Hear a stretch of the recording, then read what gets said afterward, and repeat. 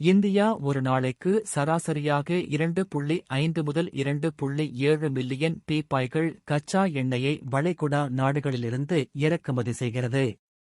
இந்தியாவின் மொத்த தினசரி கச்சா எண்ணெய் இறக்குமதியில் தோராயமாக பாதியை 50-55 குறிக்கிறது. இது சராசரியாக 5 மில்லியன் பீப்பாய்களுக்கு சற்று அதிகமாகும்.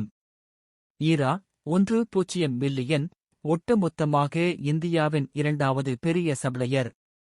சவுதி அரேபியா 0.611 மில்லியன், 2026ஆம் ஆண்டின் தொடக்கத்தில் ஏற்றுமதி 1 மில்லியன் அதிகமாக அதிகரித்தது.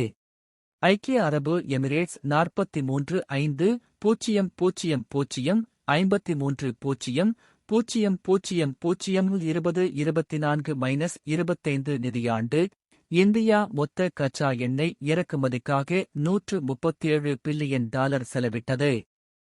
நடப்பு நிதியாண்டு ஏப்ரல் 2025 ஜனவரி 2026 இந்தியா 206.3 மில்லியன் டன் கச்சா எண்ணெய்க்காக 104 பில்லியனை செலவிட்டுள்ளது. இந்தியா தனக்கு தேவையான கச்சா எண்ணெயில் சுமார் 88% இறக்குமதி செய்கிறது. பெட்ரோல், டீசல் போன்ற எரிபொருட்களுக்கான மூலப்பொருள் 50%க்கும் அதிகமானவை மத்திய கிழக்கு நாடுகளால் வழங்கப்படுகின்றன. இந்தியாவில் சுமார் 100 மில்லியன் பீப்பாய்கள் வணிக கச்சா எண்ணெய் இருப்பு உள்ளது. கச்சா எண்ணெய் இறக்குமதி தடைப்பட்டால் இந்தியாவிடம் இருக்கும் இருப்பு மூலம் 40 முதல் 45 நாட்கள் வரை சமாளிக்கலாம். இந்தியா தனக்கு தேவையான கச்சா எண்ணெயில் சுமார் 88% இறக்குமதி செய்கிறது. பெட்ரோல் மற்றும் டீசல் போன்ற எரிபொருட்களுக்கான மூலப்பொருள் 50%க்கும் அதிகமானவை மத்திய கிழக்கு நாடுகளால் வழங்கப்படுகின்றன. அமெரிக்காவும் இஸ்ரேலும் சமீபத்தில் ஈரானில் உள்ள இலக்குகள் மீது இராணுவத் தாக்குதல்களைத் தொடங்கின.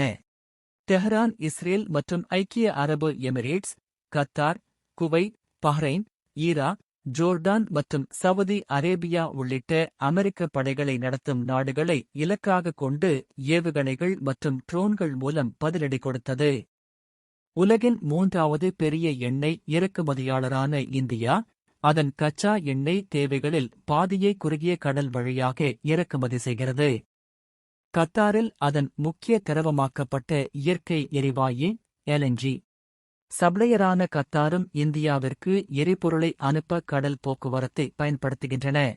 அமெரிக்காவும் இஸ்ரேலும் ஈரானின் மீது தொடர்ந்து தாக்குதலை தொடர்ந்தால் மத்திய கிழக்கிலிருந்து ஏற்படும் பற்றாக்குறையை ஈடு செய்ய மேற்கு ஆப்பிரிக்கா, லத்தீன் அமெரிக்கா மற்றும் அமெரிக்காவில் உள்ள சப்ளையர்களை இந்தியா பயன்படுத்தலாம்.